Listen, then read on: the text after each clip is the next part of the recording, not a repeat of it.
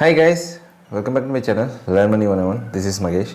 இன்றைக்கி நம்ம trend line பற்றி தான் பார்க்க போகிறோம். இந்த ட்ரெண்ட் லைனை யூஸ் பண்ணி நான் எப்படி சம்பாதிக்கிறது, நான் எப்படி ட்ரேட் பண்ணுறது, இதில் வந்து சப்போர்ட்னா என்ன, ரெசிஸ்டன்ஸ்னால் என்ன, அதை வந்து நான் எப்படி ஐடென்டிஃபை பண்ணுறது, நான் எப்படி ட்ரெண்ட் லைனை ட்ரா பண்ணுறது, அதை பற்றி தான் இந்த வீடியோவில் நம்ம ஃபுல்லாக பார்க்க போகிறோம்.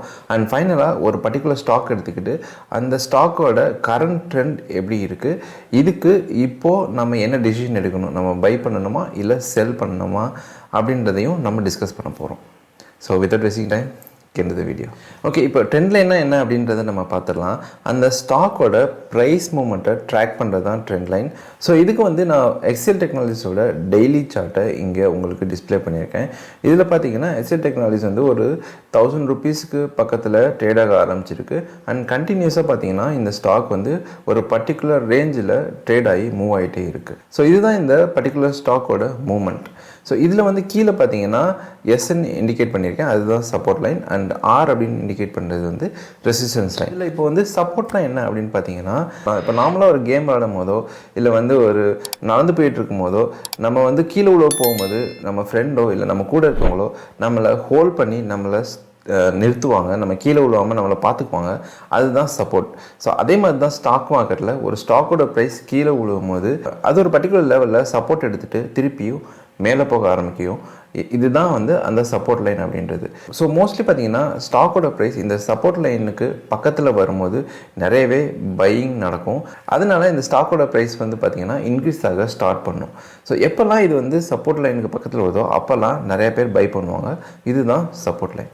ரெசிஸ்டன்ஸ் லைன் அப்படின்னா என்னென்னு பார்த்தீங்கன்னா, இப்போ வந்து ஸ்டாக் ப்ரைஸ் வந்து கீழேருந்து மேலே மூவ் ஆகிட்டு இருக்கு.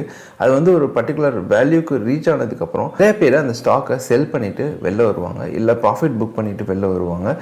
இந்த ப்ராஃபிட் புக்கிங் ஜோன் இல்லை வந்து செல்லிங் ஜோன் தான் வந்து ரெசிஸ்டன்ஸ் ஜோன். இந்த ரெசிஸ்டன்ஸ் லைன் பக்கத்தில் வரும்போது அந்த ஸ்டாக்கோட ப்ரைஸ் வந்து நிறையவே செல்லிங் வந்து நடக்கும். அதனால் அந்த ஸ்டாக் வந்து கீழே இறங்கிறதுக்கு நிறையவே வாய்ப்பு இருக்குது. ஓகே, இப்போ நம்மளுக்கு சப்போர்ட் லைனாக என்ன, ரெசிஸ்டன்ஸ் லைனாக என்ன அப்படின்னு தெரிஞ்சிருச்சு. இப்போ வந்து இந்த ஸ்டாக் ப்ரைஸ் வந்து எப்போதுமே இந்த சப்போர்ட் அண்ட் ரெசிஸ்டன்ஸ் லைனை தான் மூவ் ஆகுமா அப்படின்னு கேட்டிங்கன்னா கண்டிப்பாக கிடையாது.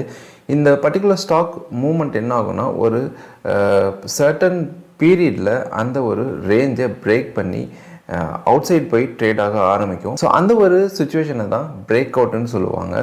ஸோ பிரேக் அவுட்னா ஒன்றும் கிடையாது, ஒரு ஸ்டாக் வந்து அதோட ட்ரெண்ட் லைன்லேருந்து பிரேக் ஆகி ட்ரேடாக ஆரம்பிக்குது. ஸோ இது வந்து அப்சைடு, அதாவது பாசிட்டிவில் ட்ரேடாக ஆரம்பிச்சுன்னா இந்த ஸ்டாக் வந்து பாசிட்டிவ் பிரேக் அவுட் ஆகிடுச்சு, இந்த ஸ்டாக் நிறையவே அப்சைட் வந்து மூவ் ஆகும் அப்படின்றது அர்த்தம். இதே வந்து அந்த ஸ்டாக் வந்து நெகட்டிவில் கீழே பிரேக் ஆச்சு அப்படின்னாக்கா இந்த ஸ்டாக் வந்து செல்லிங் ஸ்டார்ட் ஆகிடுச்சு, நிறையவே கீழே போகிறதுக்கு வாய்ப்பு இருக்குது அப்படின்றது தான் இதோட அர்த்தம். இந்த பிரேக் அவுட்டில் இன்னொரு முக்கியமான விஷயம் என்ன அப்படின்னு பார்த்தீங்கன்னா, ஒரு பாசிட்டிவ் பிரேக் அவுட் எடுத்துக்கலாம். ஸோ இந்த பாசிட்டிவ் பிரேக் அவுட்டில் ஒரு ஸ்டாக் வந்து ஒரு சர்டன் ரேஞ்சில் இருந்து மேலே ரெசிஸ்டன்ஸை கட் பண்ணி பிரேக் அவுட் ஆகுது. ஸோ இந்த பர்டிகுலர் பிரேக் அவுட் செஷனில் பார்த்தீங்கன்னா அந்த ரெசிஸ்டன்ஸ் லைன் வந்து இந்த ஸ்டாக் மேலே பிரேக் அவுட் ஆனதுக்கு அப்புறம் அது வந்து ஒரு சப்போர்ட் லைனாக மாறிடும். அதாவது இந்த ஸ்டாக் அந்த பிரேக் அவுட்டை கட் பண்ணி மேலே போயிடுச்சுன்னா அதுக்கப்புறம் அந்த ஸ்டாக் ஒரு கரெக்ஷன் வரும்போது எந்த ஒரு பர்டிகுலர் ப்ரைஸில் பிரேக் அவுட் ஆச்சோ அந்த ஒரு பர்டிகுலர் ப்ரைஸில் அதோட சப்போர்ட்டை கெயின் பண்ண ஆரம்பிக்கும். ஸோ இதுதான் அந்த பிரேக் அவுட்டோட முக்கியமான பாயிண்ட். இதே தான் நெகட்டிவ் பிரேக் அவுட்டுக்கும் நடக்கும். எந்த ஒரு பர்டிகுலர் சப்போர்ட் லைன்லேருந்து அந்த பர்டிகுலர் ஸ்டாக் பிரேக் அவுட் ஆகி கீழே போகுதோ அந்த ஒரு பர்டிகுலர் ஸ்டாக் திருப்பி மேலே வரும்போது அந்த சப்போர்ட் லைன் வந்து ரெசிஸ்டன்ஸ் லைனாக கன்வெர்ட் ஆயிரும் அந்த ஒரு பர்டிகுலர் ஸ்டாக்குக்கு. ஓகே, இப்போ நம்மளுக்கு சப்போர்ட் லைனாக என்னென்னு தெரிஞ்சிச்சு, ரெசிஸ்டன்ஸ் லைனாக என்னென்னு தெரிஞ்சிச்சு. இதை பேஸ் பண்ணி நம்ம எப்படி ஒரு ட்ரெண்ட் லைனை ட்ரா பண்ணுறது அண்ட் அதை பேஸ் பண்ணி எப்படி நம்ம ட்ரேடிங் டிசிஷன் எடுக்கிறது அப்படின்னு பார்க்கலாம். ஃபார் எக்ஸாம்பிளுக்கு நான் வந்து ஒரு ஃபெடரல் பேங்க்கோட சார்ட்டை வந்து இங்கே லோட் பண்ணியிருக்கேன். இந்த ஃபெடரல் பேங்க் பார்த்தீங்கன்னா ஒரு பர்ஃபெக்டான சைட்வே மூமெண்ட்டில் ட்ரேட் ஆகிட்டு இருக்குது. ரீசெண்டாக தான் இந்த ஃபெடரல் பேங்க்கோட ரிசல்ட் வெளில வந்தது. அது வந்து ஓரளவுக்கு ஒரு ஆவரேஜான ரிசல்ட் தான் அவங்க அனௌன்ஸ் பண்ணியிருந்தாங்க. ஏன்னா அந்த கம்பெனியோட டெபாசிட் வந்து அந்தளவுக்கு க்ரோ ஆகலை, பட் ஆனால் அந்த கம்பெனியோட லோன் புக் வந்து நல்லாவே க்ரோ ஆகிருக்கு. ஸோ அதனால் ஒரு மிக்ஸ்டு ரியாக்ஷன் தான் இந்த ஒரு பர்டிகுலர் ஸ்டாக்கில் இருக்குது. அதனால தான் பார்த்தீங்கன்னா இந்த ஸ்டாக் வந்து எந்த ஒரு டிசிஷனும் இது வரைக்கும் எடுக்காமல் ஒரு சைட்வேஸ் மூமெண்ட்டில் ட்ரேட் ஆகிட்டு இருக்குது. இப்போ வந்து நம்ம இந்த ஒரு பர்டிகுலர் ஸ்டாக்குக்கு ஒரு சப்போர்ட் லைனையும் ரெசிஸ்டன்ஸ் லைனையும் ட்ரா பண்ணிக்கலாம். இப்போது இதுக்கு நான் சப்போர்ட் லைனை ட்ரா பண்ணுறேன். ஸோ இது பர்ஃபெக்டாக அரௌண்ட் 125 ருபீஸ் ப்ரைஸில் ஒரு நல்ல ஒரு சப்போர்ட்டை எடுத்துகிட்டு வருது. ஸோ அது 125 ருபீஸ் அப்படின்றத நான் வந்து சப்போர்ட் லைனாக ட்ரா பண்ணிக்கிறேன். அண்ட் மேலே பார்த்தீங்கன்னா நம்ம இப்போ டிஸ்கஸ் பண்ண மாதிரி அரௌண்ட் 140 ருபீஸில் இது கன்சிஸ்டண்ட்டாக ஒரு செல்லிங் ப்ரெஷரை ஃபேஸ் பண்ணிட்டு வருது. ஸோ இதுதான் வந்து இதோட ரெசிஸ்டன்ஸ் லைன். ஸோ இந்த 140 ருபீஸ் ரேஞ்சில் நான் ஒரு ரெசிஸ்டன்ஸ் லைனை ட்ரா பண்ணிக்கிறேன்.